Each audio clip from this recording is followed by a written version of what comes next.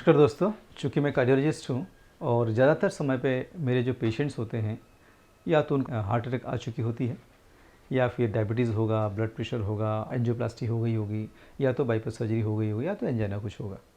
तो उनका एक पेट क्वेश्चंस या सबसे कॉमन क्वेश्चंस जो होता था वो ये है कि सर मुझे क्या खाना चाहिए, क्या नहीं खाना चाहिए। जब मैं कहता हूँ कि मैं खाना खा रहा हूँ तो क्या वाकई में मैं खा रहा हूँ क्या? नहीं। एक एप्पल खाने के बारे में आज समझ, एप्पल को अपन चबाते, दांत क्या कर रहा है? सिर्फ चबा रहा है। अंदर की जो मोलर टीथ होता है वो उसको पीस रहा है। फिर ये गाल क्या कर रहा है? वो गिल रहा है। फिर स्टमक में क्या कर रहा है कि उसको डाइजेशन कर रहे हैं।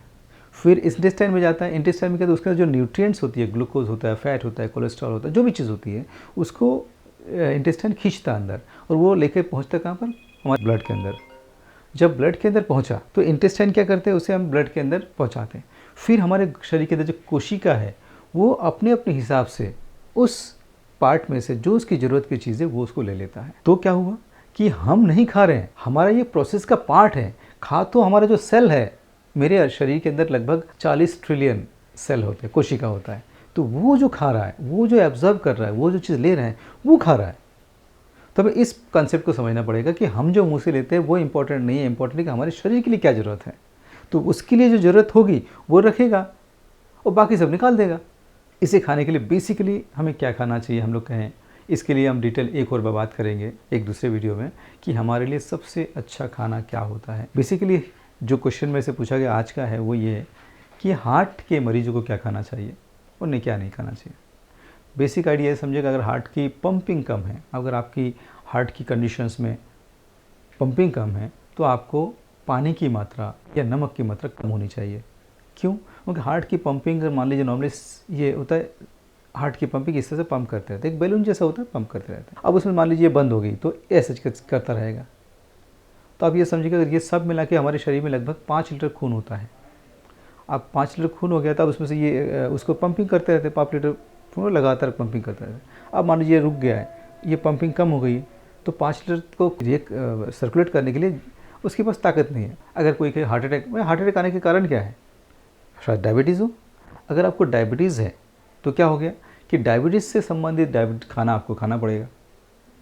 आपको ब्लड प्रेशर है, हाई ब्लड प्रेशर, तो आपको उसी हिसाब से, क्योंकि हमारे शरीर में एक कंडीशन होती है कि हमारे शरीर में, जो आपने देखा होगा एक छोटा सा एग्जांपल के तौर पे, कि कई बार आप लोग बरसात के दिनों में जब कुछ नमक अगर किसी टेबल पे कहीं पड़ी होती है तो अपने आप कुछ समय के बाद में वो गीली हो जाती है। ऐसा क्यों होता है?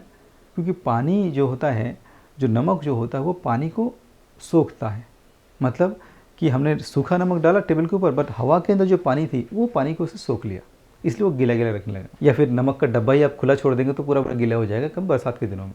दूसरे दिनों में नहीं होता क्योंकि पानी की मात्रा उस समय पे कम होती है। अभी गर्मी के दिनों में ये पानी की मात्रा कम रहेगी, इसलिए नमक सूखा ही सूखा रखेगा।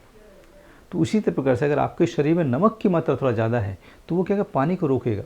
पानी को रोकेगा तो आपके शरीर में बीपी बढ़ने की संभावना ज़्यादा रहेगी। बट हमारे शरीर का अगर मैकेनिज्म नॉर्मल है तो आप चाहे कितना नमक खाएंगे, कुछ भी करेंगे, तो वो अपने आप बॉडी को बैलेंस कर, बट बैलेंस के ऊपर नहीं जाना चाहिए, एक्सट्रीम लेवल पे नहीं जाना चाहिए। अगर आप थोड़ा बहुत नमक एक्स्ट्रा भी लेते हैं तो वो अपने आप बॉडी से निकाल देता है।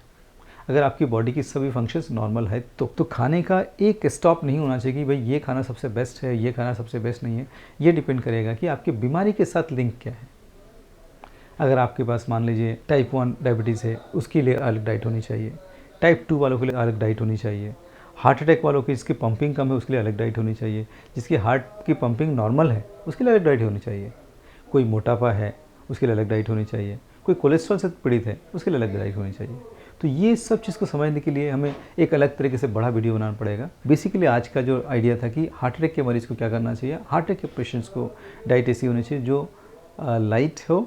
लाइट मतलब जिसके अंदर पानी की मात्रा और नमक की मात्रा थोड़ा कम रखें अगर हार्ट फेलियर कंडीशन पे है तो। Thank you.